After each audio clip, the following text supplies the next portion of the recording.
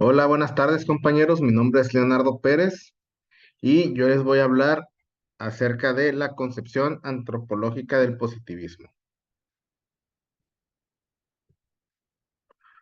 Como introducción, en esta presentación estudiaremos el proceso de transición de la sociedad hacia el positivismo y la búsqueda de la verdad, viendo las diferentes etapas del mismo. ¿Qué es el positivismo? El positivismo o filosofía positiva es una teoría filosófica que sostiene que todo conocimiento genuino se limite a la interpretación de los hallazgos, es decir, reales, perceptibles sensorialmente y verificables. Esta línea de pensamiento se encuentra ya en la antigua griega, en la antigüedad griega, como un nuevo desarrollo del siglo XIX. Se contrapuso a las visiones escolásticas tradicionalmente imperantes de una filosofía trascendental. En el contexto de los inventos, descubrimientos y la expansión del conocimiento científico durante el Renacimiento, estos intentos tradicionales de explicación filosófico-religiosa se habían vuelto cuestionables desde hacía ya un buen tiempo. Esto probablemente condujo a la exigencia del positivismo respecto a que los hallazgos positivos fueran interpretados sin apelar a explicaciones teológicos o metafísicas en contraste con la práctica habitual hasta entonces. En aquella época, en aquella etapa, siempre todo se lo atribuían a los dioses, todo que los rayos era Zeus, que el dios de la guerra, todo eso eran deidades y todo lo que pasaba decían que era por los dioses, que era gracias a Dios, que vamos a hacerle un sacrificio a los dioses para que llueva, sin tener un fundamento científico que lo explicara, ¿no? El término positivismo se remonta a Auguste Comte. Él y sus sucesores elaboraron su planteamiento hasta convertirlo en un enfoque social científico humanista. El positivismo sociológico sostiene que la sociedad, al igual que el mundo físico, opera de acuerdo con las leyes generales. Se rechaza el conocimiento introspectivo e intuitivo, así como la metafísica, la teología perdón. En tanto, las afirmaciones metafísicas y teológicas no pueden ser verificadas por la experiencia de los sentidos. Aunque el enfoque positivista ha sido un tema recurrente en la historia del pensamiento occidental, el enfoque moderno fue formulado por el científico Auguste Comte a comienzos del siglo XIX. Comte sostenía que, al igual que el mundo físico funciona según la gravedad y otras leyes absolutas, lo mismo ocurre con la sociedad.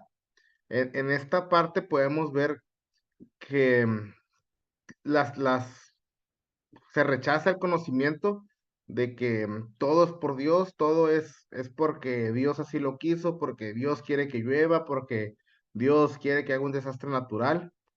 Entonces aquí se van más a las pruebas que se puedan verificar, a las pruebas que se puedan ver, que se puedan escuchar, que se puedan sentir, más a lo tangible que solamente a Dios lo quiso así o las deidades de cada religión así lo quisieron.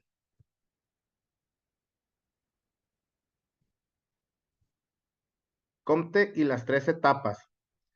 Comte ofreció una explicación de la evolución social proponiendo que la sociedad pasa por tres fases en su búsqueda de la verdad, de acuerdo con una ley, que es la ley de los tres estados. La idea tiene cierta similitud con la creencia de Karl Marx de que la sociedad humana progresaría hacia el comunismo, aunque Marx fue un crítico del positivismo. Esta similitud es debida a que ambos estuvieron influidos por el socialista Henry de Saint-Simon. Las tres etapas de Comte eran el estado teológico, que es el hombre apela a deidades personificadas. En esta etapa, el ser humano piensa que los desastres naturales son actos de una divinidad sobrenatural. Comte dividió esta etapa en tres subetapas. La primera es el fetichismo, las personas primitivas creen que los objetos inanimados tienen un espíritu vivo en ellos. El politeísmo, el fetichismo generó dudas en las personas, lo que provocó que las personas fueran a posiciones politeístas, donde la explicación de las cosas son referidas a múltiples dioses que controlan diversas manifestaciones naturales.